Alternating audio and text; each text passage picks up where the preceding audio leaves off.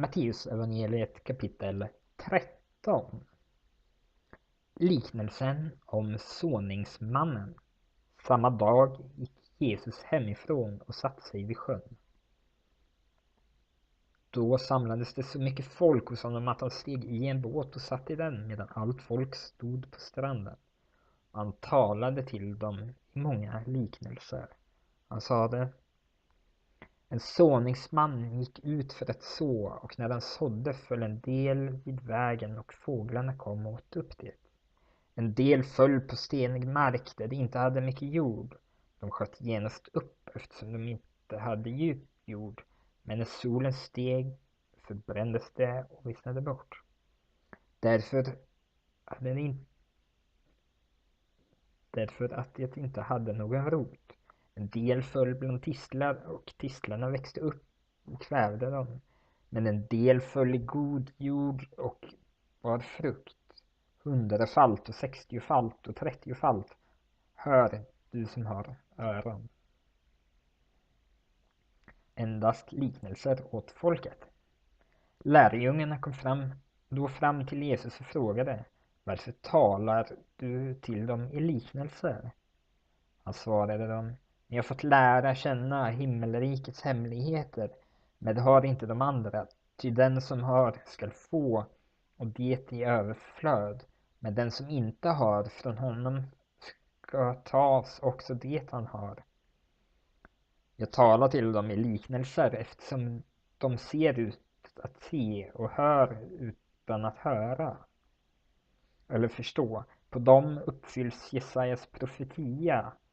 Även om ni hör ska ni inte förstå, och även om ni ser ska ni inte se. Ty detta folks hjärta är förstockat. De hör illa med sina öron och de sluter sina ögon så att de inte ser med ögonen eller hör med öronen eller förstår med hjärtat och vänder om så att jag får bota dem.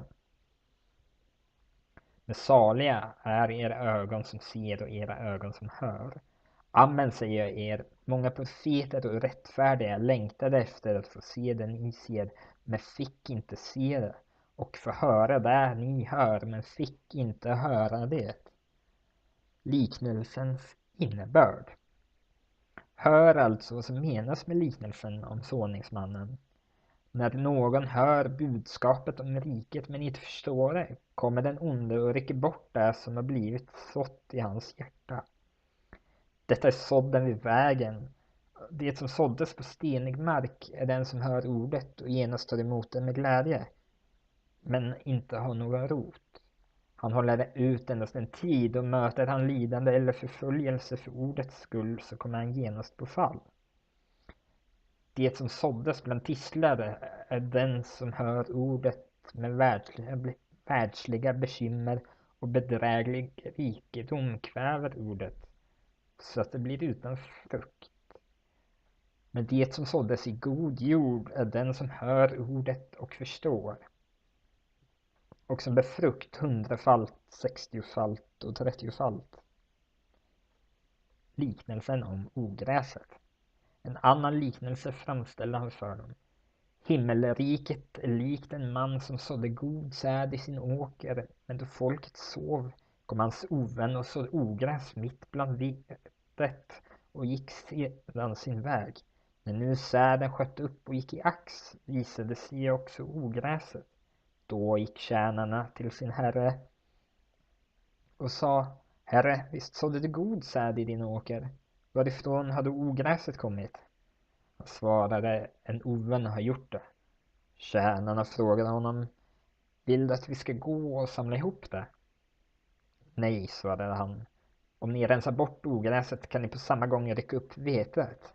Låt båda växa tillsammans fram till skörden, och när skörden är inne ska jag säga till skördemännen: samla först ihop ogräset och bind det i knippen som ska brännas upp, men vetet ska ni samla in i min loge. Liknelsen om senapskornet. Han framställde också en annan liknelse för dem. Himmelriket är likt ett senapskorn som man tar och sår i sin åker. Det är minst av alla frön, men när det växt upp är det störst bland alla köksväxter och blir som ett träd så att himlens fåglar kommer och bygger bo i grenarna.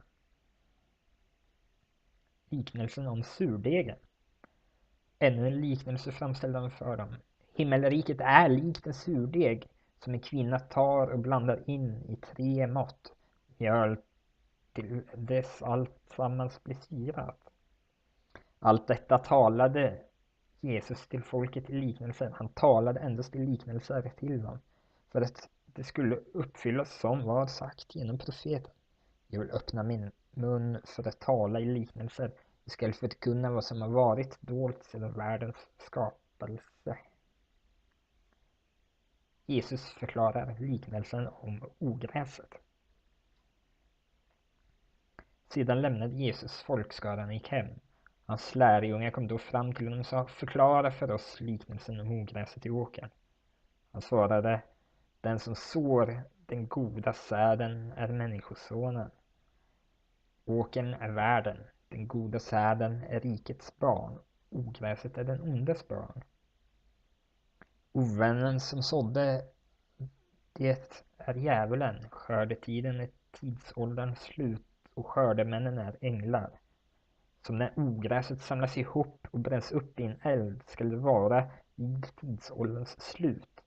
Människosonen ska sända ut sina änglar och de ska samla ihop och föra bort ur hans rike alla som blir andra till fall och lever i laglöshet. Och de ska kasta dem i den brinnande ugnen, där ska man gråta och skära tänder. Då ska den rättfärdiga lysa som solen i sin faders rike. Hör, du som har öron att höra med. Liknelsen om skatten och pärlan. Himmelriket är likt en skatt som är gömd i en åker. En man finner den och gömmer den, och i sin glädje går den och säljer allt vad han äger och köper den åkern. Himmelriket är också likt en köpman som söker efter vackra pärlor. Och när han har funnit en mycket dyrbar pärla går den och säljer allt vad han äger och köper den. Liknelsen om fisknoten.